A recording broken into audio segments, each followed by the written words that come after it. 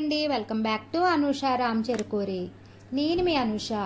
ఈ రోజు వీడియోలో నేను చూపించే రెసిపీ హెల్దీ రెసిపీ అయిన మసాలా పల్లి చాట్ని ఎలా తయారు చేయాలో చూపిస్తాను. చాలా టేస్టీగా ఉంటుంది, చాలా సింపుల్గా ప్రిపేర్ చేసుకోవచ్చు. ఈ పల్లి చాట్ పుల్ల పుల్లగా కారం కారంగా చాలా టేస్టీగా ఉంటుంది. పిల్లలు కూడా చాలా ఇష్టంగా తింటారండి. చేయడం కూడా చాలా ఈజీ. మరి లేట్ చేయకుండా ఎలా తయారు చేయాలో చూసేద్దాం రండి.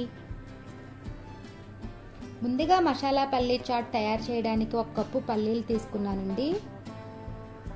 ఇప్పుడు వీటిని వాటర్లో వేసుకుని 2 గంటల సేపు నానబెట్టుకోవాలి.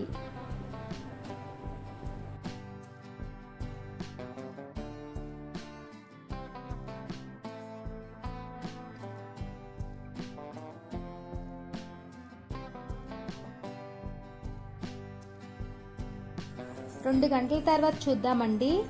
పల్లీలు ఈ విధంగా నాని ఉంటాయి. చూసారు కదా, పల్లీలు ఈ విధంగా నానిన తర్వాత వీటిని ఉడికించుకోవాలి. ఇప్పుడు ఇందులో ఉన్న వాటర్ అన్ని వంపేసుకోవాలి. ఈ విధంగా స్ట్రెయిన్ చేసుకోవాలండి.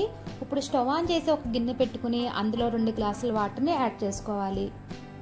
తర్వాత మనం ముందుగా నానబెట్టుకున్న పల్లీలు వేసుకోవాలి. ఇప్పుడు ఇందులో కొద్దిగా సాల్ట్ వేసుకుని 15 నుంచి 20 నిమిషాలు ఉడకనివ్వాలన్నమాట. ఈ ప్రాసెస్ అంతా ప్రెషర్ కుక్కర్లో కూడా వేసుకుని చేసుకోవచ్చండి.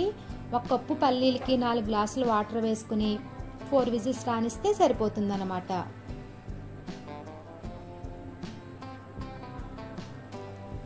ఇవి ఉడికే లోపల మిగతా ప్రాసెస్ చూద్దామండి.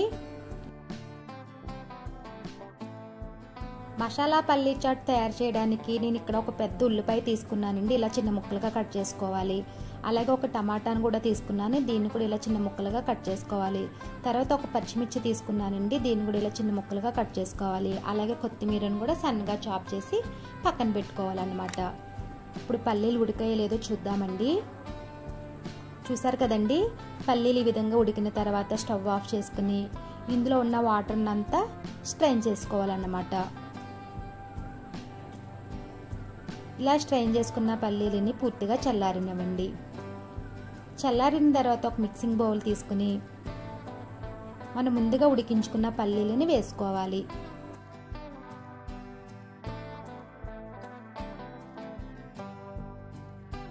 తరువాత సన్నగా చాప్ చేసిన ఉల్లిపాయ ముక్కలు, సన్నగా చాప్ చేసిన టమాటా ముక్కలు, సన్నగా చాప్ చేసిన పచ్చిమిర్చి ముక్కలు వేసుకోవాలి. ఇప్పుడు ఇందులో తగినంత సాల్ట్ వేసుకోవాలి. తర్వాత 1/2 టేబుల్ స్పూన్ కారం, 1/2 tablespoon garam masala, 1/2 tablespoon chaat మసాలాని కూడా వేసుకోవాలి. తర్వాత సన్నగా తరిగిన కొత్తిమీరను కూడా వేసుకోవాలి.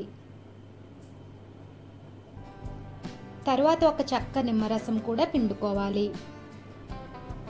ఇలా నిమ్మరసం పిండుకున్న తర్వాత అంతా బాగా కలిసేలాగా కలుపుకోవాలి.